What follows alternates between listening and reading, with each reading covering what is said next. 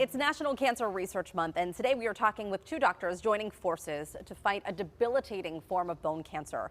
Joining me now is Dr. Matteo Trucco, an oncologist at Cleveland Clinic, and Dr. Kurt Weiss, an orthopedic surgeon at UPMC Hillman Cancer Center. Thank you both for coming on today. Thanks for having us. So what is it that you two are both studying and working to fight? What is this? Osteosarcoma is the most common form of cancer that arises in the skeleton. That said, it's a pretty unusual disease. I don't like to say rare because it's only rare until it happens to you or someone you love. Right. But it is very unusual, and Matteo, Dr. Trucco, and I fight it in different ways. I'm an orthopedic oncologist here at the UPMC Hillman Cancer Center, University of Pittsburgh, and Dr. Trucco is a pediatric medical oncologist at Cleveland Clinic. So he uses medicine and I use surgery to both fight this disease, and it turns out you need both. And you need both. And so you both were studying this in different forms. How did you come to find out that each of you are working on this and collaborate now? Well, we both came up with the idea of targeting this one enzyme that seems to be important. It's kind of hijacked by the cancer cells to protect it from chemotherapy that we try to use to kill the cancer. And I gave a talk down in Miami, and turns out that social media actually did something good and connected us because he heard about it through social media. And I think it was a phone call that's saying, hey, you're working on this, I'm working on this, let's collaborate. And so how are you studying this together now? What are you're looking at this enzyme, and how are you using it in your field?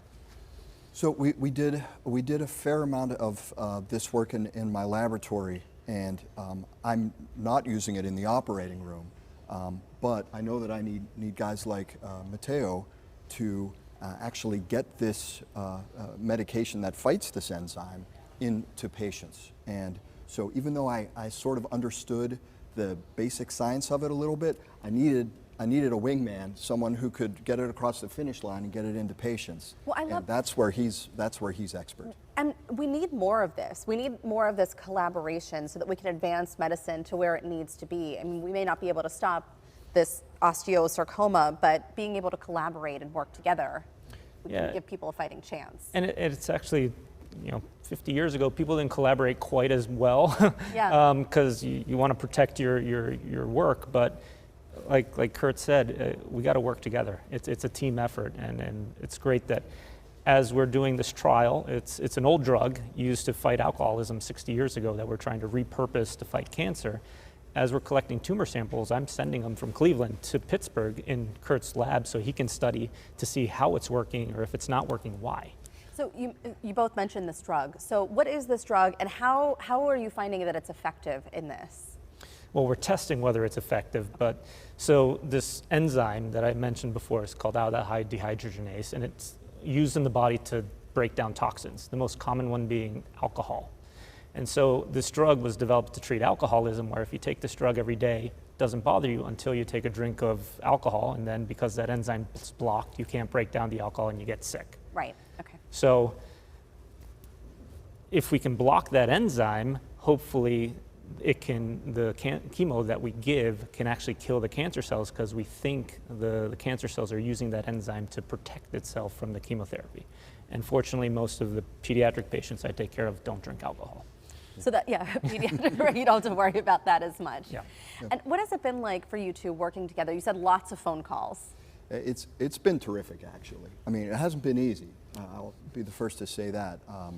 A lot of phone calls, a lot of regulatory headaches, and COVID certainly hasn't been our friend. I mean, right. We came up with this idea, goodness gracious, right as things were starting. Yeah. But mostly to Dr. Trucco's credit, to Matteo's credit, muscled it through, got it across the finish line, and now, he's got it to the start line. To the start line. Trial just started.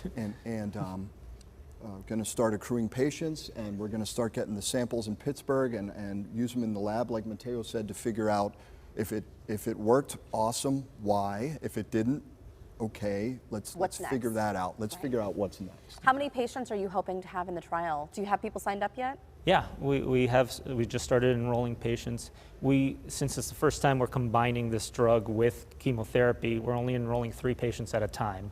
So we've enrolled 3 patients, and in a few months we'll enroll 3 more after we see that it's safe. and we'll probably get about 12 patients. The FDA wanted us to treat adults first because we've never even used this alcoholism drug in kids before. Right. So again, for safety first, so we'll probably have about 12 to 24 patients in it. Yeah. Okay, very fascinating. And we can't wait to see what happens next with this. We wish you all the best of luck in your research. And I want an update when you have one. I know this all takes time, but wishing you the best in it. Thank you. Thank you.